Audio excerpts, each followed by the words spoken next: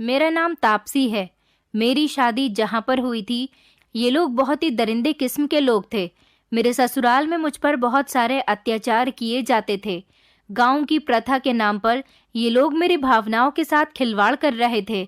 मैं यहाँ से बचकर निकलना चाहती थी, मगर यहाँ से बचने का मेरे पास कोई और रास्ता ही नहीं था, क्योंकि मेरे पापा भी मुझको अपनाने के लिए तैयार नहीं थे। मैं पढ़ी लिखी होने के बावजूद भी गांव के लोगों की मनगढ़ंत बातों में आ गई थी। मैं चाहती तो अपने लिए स्टैंड भी ले सकती थी, मगर ना जाने उस समय मेरा दिमाग और मेरी सोच कहाँ पर चली गई थी। ना तो मेरा दिल काम कर रहा था और ना ही मेरा दिमाग। मैं कुछ भी अच्छा सोच विचार नहीं कर सकती थी। मैंने अपनी जिंदगी का पूरा 1 साल अपनी ससुराल के लोगों की बातों में आकर गुजार दिया था। मुझे अपनी जिंदगी से नफरत होने लगी थी।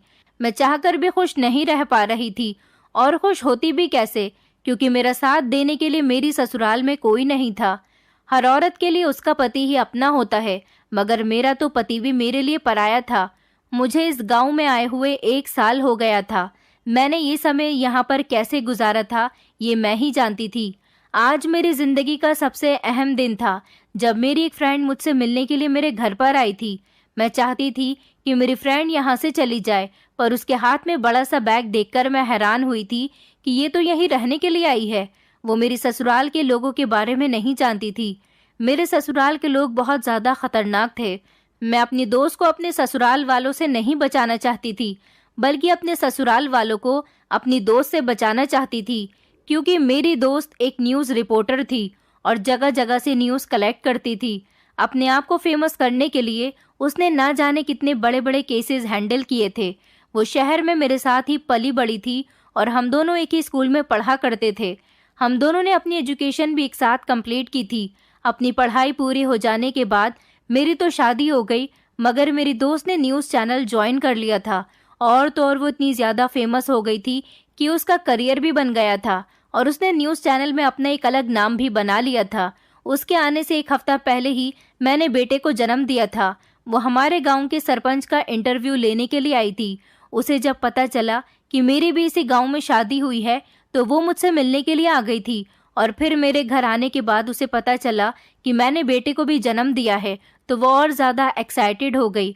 वो मेरी शादी में किसी वजह से नहीं आ पाई थी। उसने मुझसे कहा कि मैं तुम्हारे पति से मिलना चाहती हूँ, ज़रा अपने पति से तो मिलवा दो।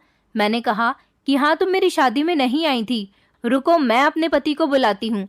मैं जल्द से जल्द चाहती थी कि मेरी दोस्त मेरे घर से चली जाए, क्योंकि मैं जानती थी कि मेरी दोस्त को अगर मेरे बारे में पता चल गया कि मेरे ससुराल वाले कितने दरिंदे लोग हैं, तो वो मेरे ससुराल वालों का बहुत बुरा हाल कर देगी। मैंने नौकरानी से अपने पति को बुलाने के लिए कहा था, मगर 2 मर्द मेरे कमरे के अंदर आए थे। मेरी दोस्त उन दोनों को देखकर हैरान रह गई थी। उसने मुझसे कहा कि ये सब क्या हो रहा है। मैं जितना अपने ससुराल वालों की सच्चाई अपनी दोस्त से छुपाना चाह रही थी, उतनी ही सारी बातें उसके सामने खुलकर आ गईं। फिर मेरी दोस्त ने वो किया, इसके बारे में मैं कभी सोच भी नहीं सकती थी। मैं एक मिडिल क्लास फैमिली से बिलोंग करती थी और शहर में अपनी फैमिली के साथ हंसी खुशी जिंदगी गुजार रही थी।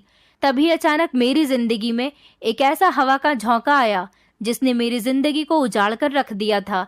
मैं बहुत ज़्यादा खूबसूरत थी और मेरे पापा ने मेरा एडमिशन शहर के सबसे बेस्ट कॉलेज में करवाया था। वहाँ से मैं अपनी पढ़ाई पूरी कर रही थी। मेरा अभी शादी करने का कोई इरादा नहीं था, क्योंकि इतना पढ़ लिख जाने के बाद इंसान को जॉब तो करनी ही चाहिए। मेरा मानना था कि लड़कियों को अपने पैरों पर खड़ा होना चाहिए, जॉब करनी चाहिए, अपने लिए पैसा कमाना चाहिए, ताकि आगे चलकर वो किसी की मोहताज न रहें। मगर हर लड़की की तरह मुझसे भी एक बहुत बड़ी गलती हो गई थी। इतनी बड़ी गलती हो गई थी कि मैं आज तक अपनी इस गलती पर पछतावा करती हूँ। मेरे मम्मी पापा भले ही शहर में रहते थे, मगर उनकी सोच बिल्कुल गांव के लोगों की जैसी ही थी। मुझसे एक भूल हो गई थी कि मैं मोहब्बत कर बैठी थी।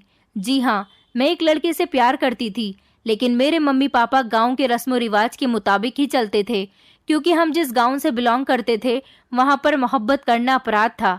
हमारे गांव में मोहब्बत करने का कोई रिवाज नहीं था, लेकिन अब तो हम शहर में रह रहे थे, तो कैसी रस्म और कैसा रिवाज।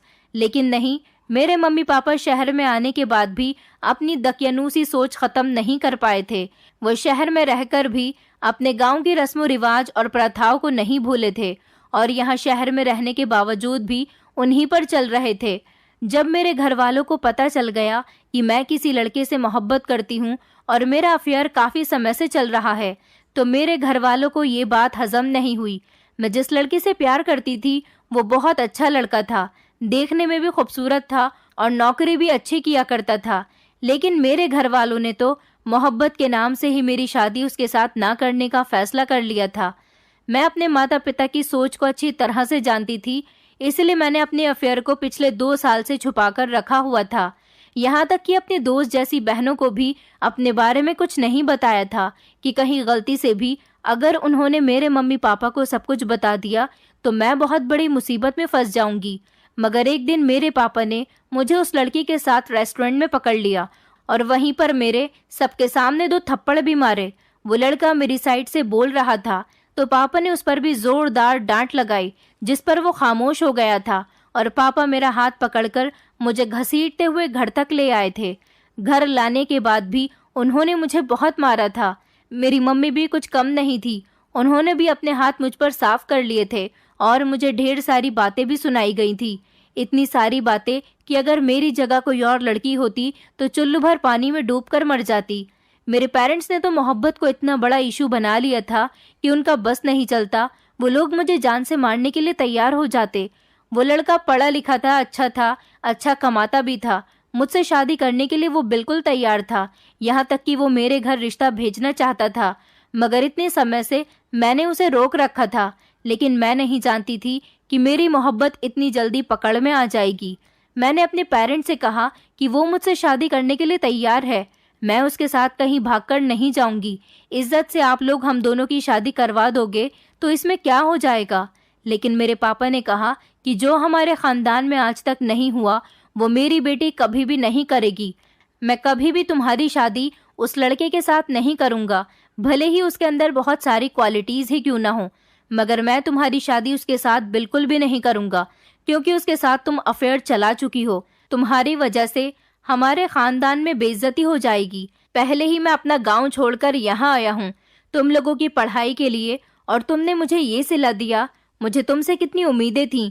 तुमने मुझसे कहा था कि तुम नौकरी करना चाहती हो। मैं इस बात पर भी तैयार हो गया था, क्योंकि मैं अपनी बेटियों पर आंख बंद करके भरोसा करता हूँ। मगर मुझे नहीं पता था कि मेरे भरोसे का तुम ये सिला दोगी।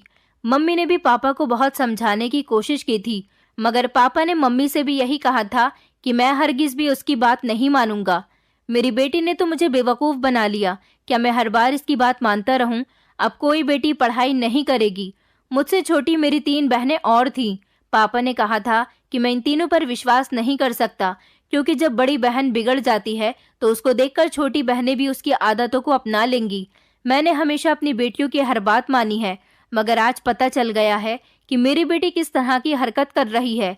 अपनी बड़ी बेटी की वजह से मेरा मामला पूरी तरह से खराब हो गया। ये तो मेरी इज्जत को भी सड़क पर नीलाम करने के लिए तैयार थी। वो तो अच्छा हुआ कि मुझे सही समय पर ही उसके बारे में पता चल गया, वरना ना जाने ये लड़की क्या करती। मेरे पापा का गुस्सा खत्म ही नहीं हुआ था, बल्कि और ज्यादा बढ़ता चला जा रहा था। शायद वो अपनी जगह ठीक थे, क्योंकि उन्होंने अपनी बेटियों को पढ़ाने के लिए अपना गांव, अपनी जमीन, अपना घर, अपने रिश्तेदार, यहाँ तक कि अपने परिवार वालों को भी अपनी बेटियों को अच्छी शिक्षा दिलाने के लिए छोड़ दिया था।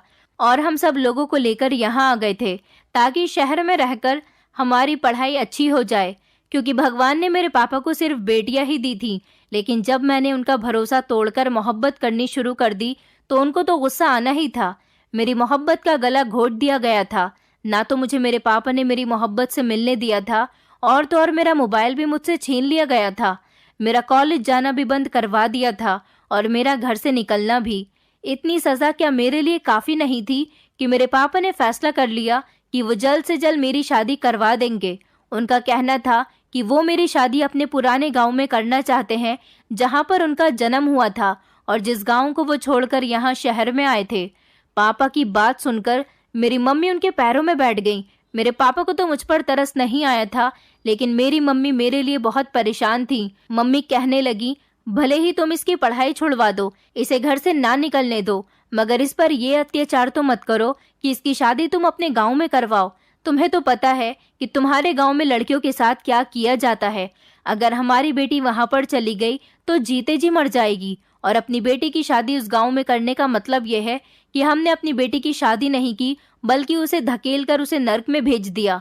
ऐसी बातें मत करो, मैं अपनी बेटी की शादी वहां पर नहीं होने दूंगी।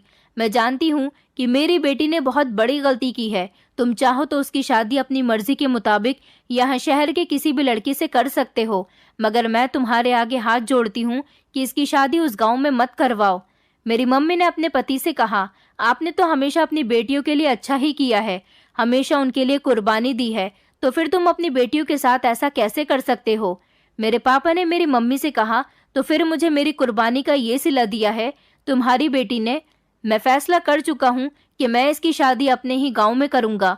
मेरे पैरों पर कलंक लगवाया है ना तुम्हारी बेटी ने, जितनी मेरी बदनामी करवाई है। सारे गांव के लोग मुझे बुरा कहते हैं कि मैं अपनी बेटियों को शहर लेकर चला गया। मैं अपनी बेटियों को यहाँ पर पढ़ाने के लिए लेकर आया था। तुम्हारी बेटियों की हरकत देखने के बाद मैं तो इसकी शादी गांव में ही करूंगा। और फिर तापसी मेरी बड़ी बेटी है, उसने भी तो मेरी इज्जत को हवा में उछाल दिया है, एक पल के लिए भी मेरी इज्जत के बारे में नहीं सोचा। तापसी उस लड़के के साथ मुलाकातें तक करती रही। इस लड़की का तो अब शहर में भी रिश्ता नहीं हो सकेगा। ये लड़की तो गांव में ही चली जाए तो अच्छा है। मैं चुपचाप पत्थर बने हुए खड़ी थी और सारी बात सुन रही थी। मेरी मम्मी मुझसे कहने लगी कि बेशरम लड़की, तू भी अपने पिता से माफी मांग ले, थोड़ी बहुत रिक्वेस्ट कर ले, वरना तेरी पूरी जिंदगी बर्बाद हो जाएगी। तुझे नहीं पता कि तेरे साथ गांव में क्या होगा। मुझे मेरी मम्मी की बात की कुछ समझ नहीं आई थी। उन्होंने मुझे कोई भी बात पूरी डिटेल से बताई भी नहीं थी। शायद वो मुझे डराना चाहती थी, इसलिए मैंने उनकी बात पर ज्यादा ध्यान नहीं दिया था। मैं उनकी बात को समझ नहीं पाई थी। कुछ दिनों बाद मेरा रिश्ता गांव से आया तो मैं फोटो देखकर थोड़ी घबरा गई थी। मेरी मम्मी को लगा कि मैं रिश्ते से इनकार कर दूंगी। मेरी घबराहट देखकर वो कहने लगी कि तुम परेशान मत हो, अब परेशान होने का कोई फायदा भी नहीं है, क्योंकि तुम्हारे पापा तुम्हारी शादी गांव में ही करेंगे। मुझे लड़की की फोटो दिखाई गई। मैंने लड़की को फोटो में देखते ही पसंद कर लिया था, क्योंकि लड़का खूबसूरत था, अच्छा और लंबा चौड़ा था, और पढ़ा लिखा भी लग रहा था, शक्ल से समझदार लग रहा था। मेरा रिश्ता उस लड़की के साथ पक्का हो गया था। मुझे लड़के को देखकर तो कोई प्रॉब्लम नहीं हुई थी। मैंने सोचा कि अगर मुझे मेरी मोहब्बत नहीं मिली तो कोई बात नहीं, वैसे भी मेरी शादी मोहब्बत से नहीं होनी थी। लेकिन ये लड़का भी बुरा नहीं था, इसके साथ जिंदगी गुजारी जा सकती थी। तो रही बात गांव की, तो गांव हो या शहर क्या फर्क पड़ता है, लोग अच्छे हो तो समय गुजर ही जाता है। फिर मेरी शादी हो गई थी और मैं विदा होकर गांव में अपनी ससुराल आ गई थी। मेरी आंखों में अपने ससुराल और अपने पति को लेकर बहुत सारे सपने थे। गांव में मेरा स्वागत बहुत अच्छे तरीके से किया गया था। सुना था कि मेरे सास ससुर तो इस दुनिया में नहीं थे, सिर्फ घर में एक जेठानी और जेठ थे। रास्ते में मेरा मेकअप थोड़ा खराब हो गया था, इसलिए मुझे दोबारा से तैयार करके अपने पति के कमरे में बैठा दिया गया था। मैं दुल्हन बनी बैठी थी और मुझे अपने पति के कमरे में आने का इंतजार था। मेरी अपने पति से अभी तक ठीक तरह से बात भी नहीं हुई थी, बल्कि मैंने तो अभी उसे ढंग से देखा भी नहीं था। मैं उन लड़कियों में से नहीं थी जो पहले ही मुलाकात में अपने पति को ये बता देती कि मेरा किसी लड़की के साथ अफेयर रह चुका है, क्योंकि वो तो मिला नहीं, लेकिन जो मिला है उसके साथ जिंदगी गुजारनी है। फिर उसे अपनी तरफ से बेवफा क्यों करना? मैं उसे क्यों बताती कि मेरी जिंदगी में कोई था? इस तरह तो मेरा ही नुकसान हो जाना था। मैंने वैसे भी अब दिल से सोचना छोड़ दिया था, क्योंकि मेरा दिल तोड़ दिया गया था, लेकिन मैं दिमाग से सोचना नहीं छोड़ सकती थी। इसलिए मैं ठीक ठाक और नॉर्मल अंदाज में बैठी हुई थी, और तब सामने देखा तो मेरे कमरे में मेरा पति अभी तक नहीं आया था। मैं पूरी रात अपने पति का इंतजार करती रही, लेकिन वो मेरे कमरे में नहीं आए। मुझे बहुत अजीब लगने लगा था, क्योंकि बाहर से सब लोगों के बोलने की आवाज आ रही थी। घर के सारे लोग अभी भी जाग रहे थे। मैं बार बार दरवाजे की तरफ देख रही थी। फिर अचानक किसी ने दरवाजा खोल दिया। अंदर आने वाला इंसान मेरा पति तो नहीं था, बल्कि वो मेरा जेठ था, और अपने जेठ को अपने कमरे में इस समय देखकर मेरे पैरों तले से जमीन निकल गई थी। आखिर वो रात के इस समय मेरे कमरे में क्या कर रहे थे? मैंने जल्दी से उनको देखकर अपना घूंघट पूरी तरह से अपने चेहरे पर ओढ़ लिया था। मेरे जेठ कमरे में आते ही मेरे पास बेड पर आकर बैठ गए। उनको इस तरह से देखकर मैं बहुत घबरा गई थी। मैं झट से पीछे सरक गई और वो दोबारा से मेरे करीब आ गए। वो मुझे छूने की कोशिश कर रहे थे। मैंने झटके से उन्हें दूर कर दिया और जोर जोर से चिल्लाने लगी और उनसे कहने लगी कि आप ये मेरे साथ क्या करने की कोशिश कर रहे हो? तो वो आदमी जोर जोर से हंसने लगा और कहने लगा कि तुम्हें नहीं पता कि तुम्हारे साथ क्या हो रहा है। मैं तुम्हारा पति हूँ। उनकी बातचीत पर मैं चौंक गई थी कि वो किस तरह की बातें कर रहे हैं। मेरी शादी तो उनके छोटे भाई आदेश के साथ हुई है। वो तो मेरे जेठ हैं और उनकी पत्नी की बोलने की आवाज़ बाहर से आ रही थी। मैं जानती थी कि ये सब लोग अभी तक जाग रहे हैं, कोई भी सोया नहीं है। मेरे जेठ ने जब मुझे दोबारा से टच किया और मेरे करीब आए तो मैंने ज़ोर ज़ोर से चिल्लाने की कोशिश की, तो उन्होंने मेरे मुंह पर एक ज़ोरदार थप्पड़ मार दिया और कहने लगे, मैंने कहा ना कि मैं तुम्हारा पति हूँ, तुम्हें मेरी बात समझ नहीं आई है क्या? आखिर किस बात का शोर मचाया हुआ है? मैंने रोते हुए कहा कि भैया, मेरी शादी आपके साथ नहीं हुई, मेरी शादी तो आदेश के साथ हुई है। मेरे पति कहाँ हैं और आप मेरे साथ ये सब क्या कर रहे हो? तो वो आदमी कहने लगा कि क्या तुम्हें हमारे गांव की प्रथा के बारे में नहीं बताया गया? मैं उनकी बात सुनकर सोच विचार में पड़ गई थी कि आखिर कौन सी प्रथा। मुझे तो किसी भी प्रथा के बारे में कुछ भी नहीं पता था। तो वो कहने लगे कि जब लड़की शादी करके पहली बार हमारे गांव में आती है तो शादी की पहली रात से लेकर 1 महीने तक उसका जेठ ही उसके साथ सुहागरात मनाता है, और अगर घर की बड़ी बहू को उसके ऊपर उसकी कोई जेठानी ना हो तो उसके साथ उसका ससुर सुहागरात मनाता है। ऐसा इसीलिए होता है क्योंकि हमारे गांव में बड़े लोगों को बहुत मान सम्मान दिया जाता है, इसलिए घर की बहू पर भी बड़ों का ही हक होता है। हमारे पिताजी तो नहीं है, मगर मैं जिंदा हूँ। मैं तुम्हारे साथ 1 महीने तक इस रस्म को करूँगा और हमारे गांव की इस प्रथा को आगे बढ़ाऊंगा। मैं अपने जेठ की बात सुनकर बहुत ज़्यादा डर गई थी। आखिर ये कैसी प्रथा थी और मेरा पति वो कैसा इंसान था जो अपनी पत्नी को 1 महीने के लिए अपने भाई के हवाले छोड़ने वाला था? मैंने अपने जेठ से कहा कि मैं किसी ऐसी प्रथा को नहीं मानती। मेरी शादी जिसके साथ हुई है मैं उसी के साथ रहना चाहती हूँ। तो मेरा जेठ कहने लगा कि जितना तुमसे कहा जा रहा है बस उतना ही करो, ज्यादा आगे बढ़ने की जरूरत नहीं है। अब तुम्हारी शादी इस गांव में हो चुकी है और तुम्हारा पिता तो इस गांव की सारी प्रथाओं और रस्म रिवाज को अच्छी तरह से जानता है। उसने तुम्हें कुछ नहीं बताया क्या? हमारे गांव की हर औरत के साथ ऐसा ही होता आया है, यहाँ तक कि तुम्हारी अपनी माँ के साथ भी ऐसा ही हुआ था। हमारे गांव में प्रथाओं को बहुत मान दिया जाता है। प्रथाओं को तोड़ने वाले इंसान को कड़ी से कड़ी सजा दी जाती है, इसलिए तुम सजा की हकदार ना बनो और खामोशी से हमारे गांव की प्रथाओं को निभाती चली जाओ। सिर्फ 1 महीने की तो बात है, 1 महीने तक तुम्हें बहुत सारी रस्में करनी है। ऐसा करने से गांव की बहू की इज्जत घर में बहुत ज्यादा बढ़ जाती है। अब तुम अपनी जेठानी को ही देख लो। मेरी पत्नी ने मेरे पिताजी के साथ पूरे 1 महीने सुहागरात मनाई थी और उनका कहना बिल्कुल एक पति की तरह माना था। पूरा 1 महीना होने के बाद मैं अपनी पत्नी के पास गया था। अगर कोई मर्द पहले ही अपनी पत्नी के पास जाने की कोशिश करता है तो उसे गैरतमंद मर्द नहीं समझा जाता। उसे हमारे गांव में जोरू का गुलाम कहते हैं और फिर उसे जायदाद से बेदखल कर दिया जाता है जो अपनी पत्नी के खिलाफ आवाज़ उठाने की कोशिश करता है। हमारे खानदान में आज तक आवाज़ उठाने की कोशिश किसी ने भी नहीं की। जैसा भी हो रहा है होने दिया है। ये सब हमारे गांव की प्रथाओं का ही नतीजा है जो हमारे गांव की औरतें अपनी शादीशुदा जिंदगी को अच्छे तरीके से गुजार रही हैं। औरत को हमेशा अपनी मुट्ठी में करके रखना चाहिए। अगर तुम भी हमारी मुट्ठी में रहोगी तो सही रहोगी, वरना इस गांव से जाने का तुम्हारे पास कोई दूसरा रास्ता नहीं है।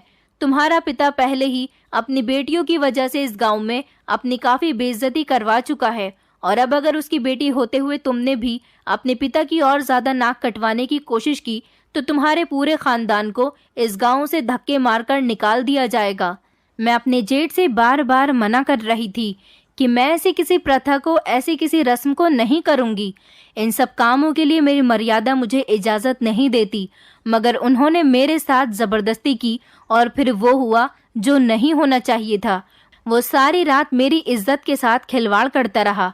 मैं चीखती रही, चिल्लाती रही। ना तो मेरी मदद करने के लिए मेरा पति आया था और ना ही मेरी जेठानी। मेरी जेठानी कैसी औरत थी जो अपने पति को अपनी देवरानी के पास भेज चुकी थी, वो भी पूरे 1 महीने के लिए। इस पूरे 1 महीने तक मुझे अपने जेठ को ही अपना पति मानना था, उनका हर कहना मानना था। अपने पति से शादी करने के बावजूद भी मैं पूरे 1 महीने तक अपने पति के लिए अनजान थी और वो भी मेरे लिए अनजान बनकर रहना चाहता था। सुबह को जब मेरी आँख खुली तो मेरी कंडीशन बहुत ज़्यादा बुरी थी। मैं अपने पैरों पर खड़े होने काबिल नहीं थी। मेरा जेठ तो कमरे से निकलकर बाहर चला गया था, लेकिन मेरा पति अभी तक नहीं आया था। मैं आदेश से बहुत ज्यादा नाराज थी। मैंने सुना था कि वो पढ़ा लिखा है। पढ़े लिखे लोग तो ऐसी उल्टी सीधी बातों में नहीं आते। तो फिर आदेश कैसा इंसान था जो अपने घर वालों की ऐसी प्रथा को मानने के लिए तैयार हो गया था। मर्दों की वजह से औरत न जाने कहां कहां जलील होती है। फिलहाल दिन इसी तरह से गुजरने लगे थे। मेरे पति ने मुझे अभी तक हाथ तक नहीं लगाया था और ना ही वो मुझसे घर वालों के सामने कोई बातचीत करता था। मैं नई नवेली दुल्हन होने के बावजूद भी जब कमरे से बाहर निकलती तो अपने पति के लिए बिल्कुल अनजान थी। वो मुझे देखकर भी अनदेखा कर देता था और मेरा जेठ सबके सामने मेरा हाथ पकड़ता, मेरे करीब आने की कोशिश करता। वो बिल्कुल मेरे साथ ऐसा रिएक्ट कर रहा था जैसे मेरा पति वही हो। मुझे अभी खामोशी से अपने ससुराल वालों की बात माननी पड़ती थी, मगर मुझे हैरानी इस बात पर थी कि मेरी जेठानी अपने पति को किसी दूसरी औरत के करीब जाते हुए देखकर कोई रिएक्ट नहीं करती थी। घर में मेरे जेठ की ही चलती थी, क्योंकि वो ही इस घर के बड़े थे। मुझे इस घर में बहुत डर लगता था। मेरी जेठानी भी बहुत बुरी औरत थी। उसका बिहेवियर मेरे साथ बिल्कुल भी अच्छा नहीं था। शादी के बाद मेरा एक हफ्ता जैसे तैसे डरते डरते गुजरा तो मेरे डर में और ज्यादा बढ़ावा हो गया था, क्योंकि मुझे बताया गया था कि मैं अपने परिवार वालों से नहीं मिल सकती और ना ही वो लोग यहाँ आ सकते हैं, क्योंकि गांव छोड़कर शहर जाने वाले लोग कभी वापस नहीं आते। मेरे पापा ने अपनी बेटियों को शहर में पढ़ाने के लिए इस गांव को छोड़ दिया था। मेरे ससुराल वालों ने मेरी खूबसूरती देखकर मुझे एक्सेप्ट तो कर लिया था, मगर उन लोगों का कहना था कि वो मुझे मेरे परिवार वालों से नहीं मिलने देंगे। मेरे सारे संबंध उनके साथ उसी दिन खत्म हो गए जिस दिन मैं यहाँ विदा होकर आई थी, और ये बात मेरी फैमिली को अच्छी तरह से समझा दी गई है और वो लोग इस बात पर एग्री भी हो गए हैं कि वो लोग कभी मेरा मुंह तक नहीं देखेंगे। मुझे आज बहुत ज्यादा अफसोस हुआ था कि माता पिता ऐसे होते हैं। मैंने भले ही मोहब्बत की थी, मगर मैंने उस लड़के के साथ कभी कुछ गलत नहीं किया था। कभी कुछ ऐसा नहीं किया था जिससे मेरे पापा की इज्जत पर आंच आ सके। मैं तो उसके साथ इज्जत से शादी करके अपना घर बसाना चाहती थी। मुझे सजा तो इस तरह से दी जा रही थी जैसे मैंने बहुत बड़ा पाप कर दिया हो। मुझे अपनी मम्मी पापा से नफरत होने लगी थी, सबसे ज्यादा अपने पापा से, जिन्होंने सब कुछ जानते हुए भी मेरी शादी इस गाँव में करवा दी, सिर्फ और सिर्फ अपने ईगो में आकर। मेरी जेठानी मुझसे घर के सारे काम करवाया करती थी और खुद बैठकर राज करती थी। शादी के 9 दिन पूरे हो गए तो मेरी जेठानी 9 दिन की रस्म करवाने के लिए गांव की कुछ औरतों को उन्होंने हमारे घर पर इनवाइट किया था, जिसमें गांव की बूढ़ी औरतें आई थी। मैं किचन में खाना बना रही थी जब मेरी जेठानी ने मुझे आवाज लगाई और कहा कि जरा बाहर तो आओ। मैं जब सर पर पल्लू रखकर बाहर गई तो मेरी जेठानी कहने लगी, आज तुम्हारी शादी के बाद 9वां दिन है। हमारे यहाँ शादी के 9 दिन के बाद एक रस्म की जाती है जिसको शादीशुदा औरत के लिए बहुत शुभ माना जाता है। मैं सोच में पड़ गई थी कि अब ना जाने कौन सी रस्म मेरे साथ की जाएगी। जब मुझे उस रस्म के बारे में बताया गया तो मेरे पैरों तले से जमीन निकल गई थी, क्योंकि ये रस्म एक ऐसी रस्म थी जिसको मैं क्या कोई भी लड़की नहीं करवाना चाहेगी। मेरी जेठानी ने कहा कि ये गाँव की बूढ़ी औरतें तुम्हारे बाल काटने के लिए आई हैं। मैं अपने बाल हरगिज भी नहीं कटवाना चाहती थी। औरत के बाल उसकी खूबसूरती का गहना होते हैं। मैंने अपनी जेठानी से कहा था कि नहीं, मैं इस रस्म को नहीं करूंगी। मेरी जेठानी उठकर खड़ी हो गई और उन्होंने मेरे गाल पर एक जोरदार थप्पड़ मार दिया और कहने लगी, अब इस घर में आ गई हो तो यहाँ की सारी रस्मों को मानना ही पड़ेगा। इन लोगों ने जबरदस्ती मेरे बाल काट दिए। मेरे बाल काटने पर पूरे गाँव में मिठाई बंटवाई गई थी। मैं फूट फूट कर रो रही थी, क्योंकि मेरे बाल लड़कों की तरह छोटे छोटे कर दिए गए थे। मेरे बाल इतने लंबे थे कि मेरी कमर से भी नीचे आते थे। मुझे अपने बालों पर बहुत गर्व महसूस होता था, क्योंकि मेरी सब बहनों में सबसे लंबे और खूबसूरत घने बाल मेरे ही थे। उस दिन इन लोगों ने रस्म के नाम पर मेरे बाल काटकर मेरी खूबसूरती को खत्म कर दिया था। मैं कमरे में बंद होकर बहुत रोई थी। रात को हर रात मेरा जेठ कमरे में आता और मेरे साथ गलत काम करता था। रस्म और रिवाज के नाम पर यहाँ पर इन लोगों ने मुझे पूरी तरह से तोड़कर रख दिया था। अभी यही सब बाकी नहीं था, बल्कि अभी और कुछ भी था। जब मेरी शादी को 14 दिन हो गए तो मेरी जेठानी ने मेरे जेठ और मेरे पति दोनों को बिठाकर मुझसे एक रस्म और करवाई थी, जो कि बहुत ही घिनौनी रस्म थी। मैं नहीं जानती थी कि यहाँ शादी करने के बाद मेरे साथ ये सब कुछ होगा। मेरा यहाँ पर शादी करने से बेहतर था कि मैं मौत को चुनना पसंद करती, क्योंकि ये मेरा ससुराल नहीं था बल्कि एक नरक था। मेरी माँ ने मेरे पापा से सही कहा था कि तुम अपनी बेटी को नरक में धकेल रहे हो। ये किसी नरक से कम नहीं था। यहाँ पर मेरे साथ बहुत अत्याचार हो रहे थे। हर दिन रो रो कर गुजर रहा था। मेरे घर वालों ने मेरी कोई खबर लेने की कोशिश भी नहीं की थी। आखिरकार वो लोग मेरी खबर लेते भी क्यों? क्योंकि उन लोगों ने तो मुझे यहाँ विदा करने के बाद मुझसे सारे संबंध ही खत्म कर दिए थे। आदेश और मेरे जेठ दोनों बराबर बराबर ही बैठे हुए थे। मेरी जेठानी ने कहा कि आज तुम्हारी शादी का 14वां दिन है, तो तुम्हें एक रस्म और करनी होगी। मुझे बहुत डर लग रहा था कि अब ना जाने मुझे क्या करना है। मेरे सामने एक बड़ा सा लोटा रखा हुआ था और मेरे जेठ और मेरा पति दोनों ही एक बड़ी सी गहरी थाली में पैर डालकर बैठे हुए थे। मेरी जेठानी ने कहा कि तुम्हें 3-3 बार इन दोनों के पैर धोने हैं। मैं उन लोगों के पैर धोने लगी थी क्योंकि अभी मेरी शादी का पहला महीना चल रहा था और इस हिसाब से ये दोनों ही मेरे पति थे। मैं अपने जेठ के पैर धोने के बाद आदेश के पैर धो रही थी और उसे बहुत ही नमी भरी आंखों से देख रही थी क्योंकि मुझे उसके मर्द होने पर अफसोस हो रहा था। वो कैसा मर्द था जो अपनी पत्नी के साथ इतने अत्याचार होते हुए देख रहा था, बल्कि अपने घर वालों का साथ भी दे रहा था। मैं दोनों के ही पैर धो चुकी थी। मेरी आंखों में आंसू थे जब मेरी जेठानी ने कहा कि अब इन दोनों के पैरों का पानी निकालकर तुम्हें पी लेना है। ये बात सुनकर मेरे होश उड़ गए थे। मैं ऐसा बिल्कुल भी नहीं कर सकती थी। ये तो बहुत ही गंदा काम था। मैंने अपनी जेठानी से कहा कि मैं बिल्कुल भी ऐसा नहीं करूंगी। मेरी जेठानी ने पहले की तरह मुझे मारना पीटना शुरू कर दिया था और इतना मारा था कि आज मेरे शरीर पर जख्म हो गए थे। मगर मैंने ठान लिया था कि मैं इन लोगों की अब ऐसी कोई भी उल्टी सीधी रस्म को नहीं करूंगी। मैंने खुद को कमरे में बंद कर लिया था। मेरा जेठ, मेरा पति और मेरी जेठानी तीनों ही बुरी तरह से दरवाजे को पीट रहे थे। मेरा मन तो कर रहा था कि मैं सूली पर लटक जाऊं, मगर मरना इतना आसान होता तो इंसान छोटी छोटी बात पर मर जाता। वो दिन तो जैसे तैसे गुजर गया था और मैं उस रस्म को करने से बच गई थी। फिर इसी तरह से ये लोग ना जाने कैसी कैसी रस्म मेरे लिए निकालते रहे। कुछ मुझे करनी पड़ती और कुछ अगर मैं नहीं करती तो मैं इन लोगों से इतनी मार खाती थी कि मेरा शरीर दर्द करने लग जाता था।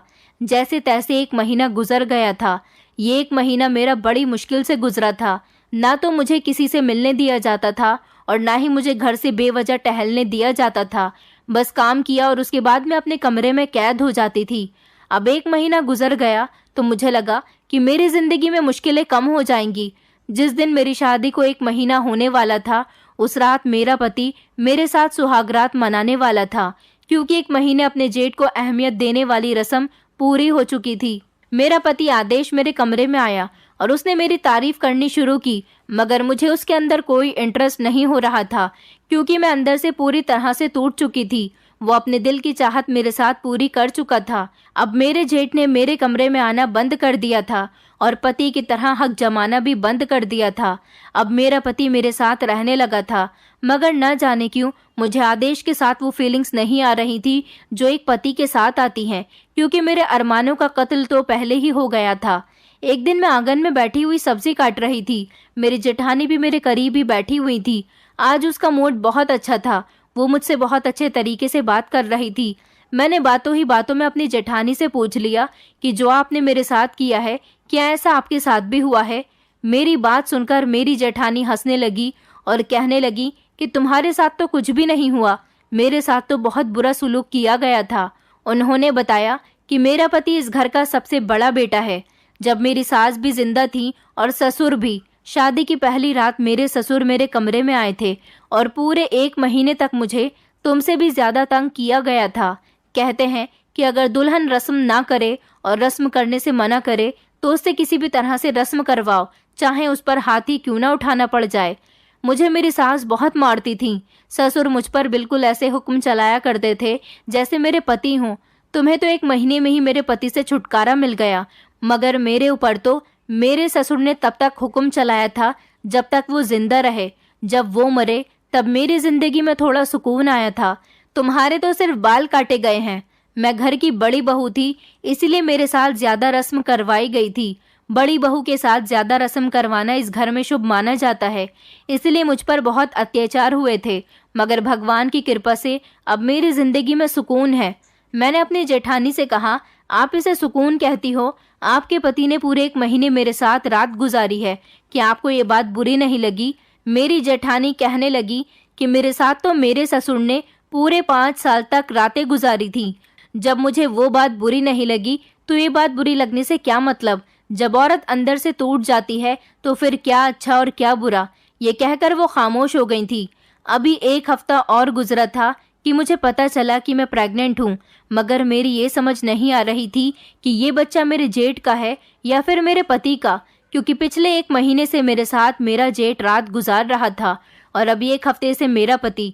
ये खबर जब घर वालों को पता चली तो सब लोग बहुत खुश हुए थे और पूरे गांव में मिठाई बंटवाई गई थी। लेकिन मैं इस खबर से बिल्कुल भी खुश नहीं थी, क्योंकि ये कोई घर नहीं था बल्कि एक नरक था। इस घर में रहने वाले लोग कोई इंसान नहीं थे बल्कि दरिंदे थे, और ऐसे घर में, ऐसे गांव में मैं अपने बच्चे को पैदा नहीं करना चाहती थी। मगर मैं क्या कर सकती थी। मेरी मदद करने वाला इस गांव में कोई भी नहीं था। मेरा अपना कोई नहीं था। मेरे माता पिता भी मुझसे सारे संबंध खत्म कर चुके थे और मैंने फैसला कर लिया था कि मैं अपने माता पिता को कभी पलटकर देखूंगी भी नहीं, क्योंकि उन्होंने मुझे मोहब्बत करने की बहुत बड़ी सज़ा दी है। इतनी बड़ी सज़ा कि ये सज़ा किसी मौत से कम नहीं है। दिन इसी तरह से गुजर रहे थे। मेरा पति, मेरा जेठ और मेरी जेठानी बहुत खुश थे। मेरे जेठ जेठानी की शादी को 10 साल हो गए थे, लेकिन अभी तक उनके पास कोई बच्चा नहीं था। वो इस बात से खुश थी कि जब घर में मेरा बच्चा आएगा तो वो उससे अपनी ममता पूरी कर लेंगी। मैं ऐसे लोगों के माहौल में अपने बच्चे को पैदा नहीं करना चाहती थी। मैं खामोश थी और दिन इसी तरह से गुजर रहे थे और मेरे 9 महीने पूरे होने वाले थे जब कुछ दिनों बाद मुझे पता चला कि मेरी एक दोस्त जो कि मेरे साथ पढ़ा करती थी, वो एक न्यूज़ रिपोर्टर है। वो हमारे ही गांव के सरपंच का इंटरव्यू लेने के लिए आई है। मैं छत पर खड़ी हुई थी जब उसने मुझे देख लिया और वो हमारे घर में आ गई थी। मैं उसे देखकर दंग रह गई थी।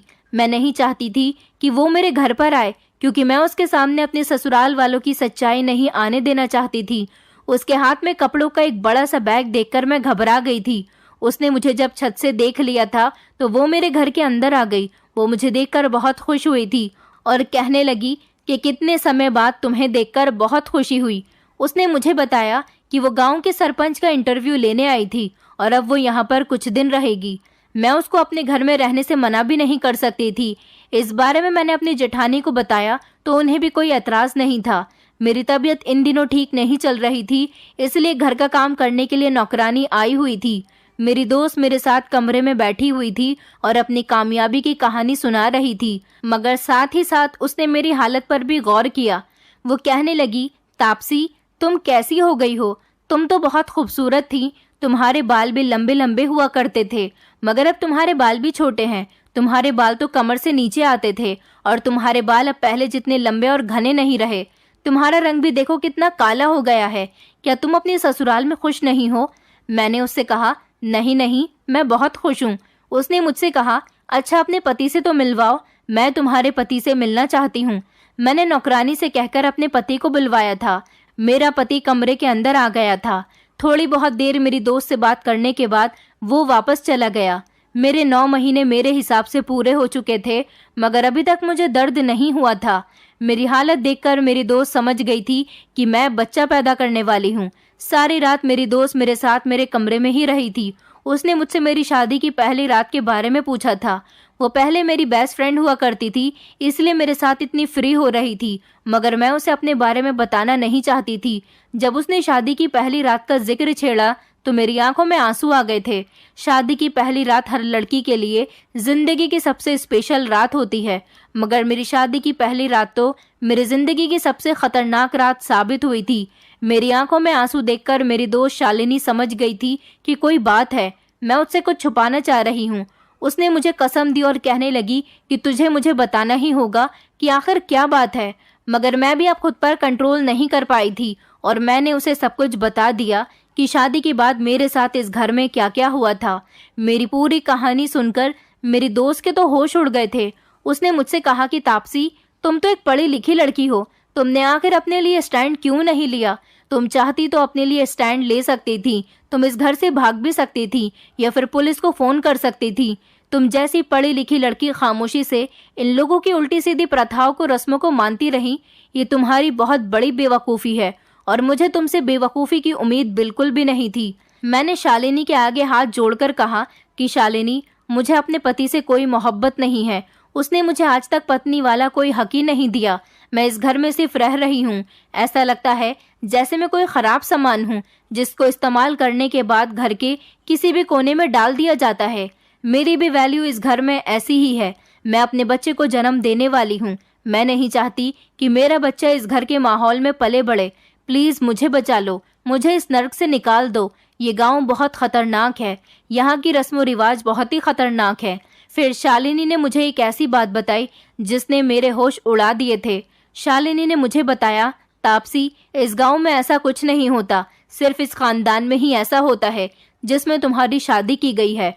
मैं इस गांव की काफी सारी शादियों में आ चुकी हूँ। मैंने तो यहाँ पर कभी कोई ऐसी रस्म ही नहीं देखी, बल्कि मैं यहाँ आने के बाद पूरे एक महीना रुककर भी गई हूँ। अगर ये रस्म होती तो पहले भी तो हो सकती थी। इन लोगों ने सिर्फ अपने खानदान की प्रथा को आगे बढ़ाने के लिए ऐसा किया, और ये लोग जरूर तुम्हारे पिता की जान पहचान के लोग होंगे, तभी तो उन्होंने तुम्हारी शादी यहाँ पर कर दी। वो इस गांव के किसी और इंसान के यहाँ भी तो तुम्हारी शादी कर सकते थे। तुम्हारे पिता ने अपने ईगो में आकर तुमसे बदला लिया है और बदनाम सारे गांव को कर दिया। इस गांव के सरपंच एक बहुत अच्छे इंसान हैं। मैं उनको अच्छी तरह से जानती हूँ। इस गांव में ऐसी कोई प्रथा नहीं है, बल्कि गांव के सरपंच ने गांव में पुराने जमाने के लोगों की सोच को पूरी तरह से बदल कर रख दिया है। पागल लड़की, मैं हर साल में एक चक्कर यहाँ पर जरूर लगाती हूँ। मैंने यहाँ पर ऐसी कोई भी प्रथा के बारे में या किसी रस्म के बारे में नहीं सुना और ना ही देखा है। ये लोग तुम्हें प्रथा के नाम पर बेवकूफ बना गए। दरअसल उनकी पीढ़ी के जो लोग हैं और जो उनके रिश्तेदार हैं वही ऐसी प्रथा करते हैं, पूरा गांव नहीं। ये बात सुनने के बाद तो मुझे अपने ससुराल वालों से और ज्यादा नफरत होने लगी थी। मैंने शालिनी से कहा कि मुझे किसी भी तरह से यहाँ से निकालो। मैं अपने बच्चे को इस घर में जन्म नहीं देना चाहती। शालिनी ने मेरी बहुत मदद की थी और मुझे इस घर से निकलवा दिया था। शालिनी ने अगले ही दिन जाकर गांव के सरपंच से बात की। पुलिस और कुछ मीडिया रिपोर्टर्स को लेकर वो हमारे घर पर आ गई थी। पुलिस ने मेरे ससुराल वालों को अरेस्ट कर लिया था। मेरी जेठानी, जिन्होंने मुझ पर बहुत अत्याचार किए थे, मारपीट की थी, मेरे बाल कटवाए थे, मेरा जेठ, जिसने मेरी इज्जत के साथ खिलवाड़ किया था, मेरा पति, जो ये सब कुछ खामोशी से देखता रहा। यहाँ तक कि मुझे तो ये भी नहीं पता था कि ये बच्चा मेरे पति का है या फिर मेरे जेठ का।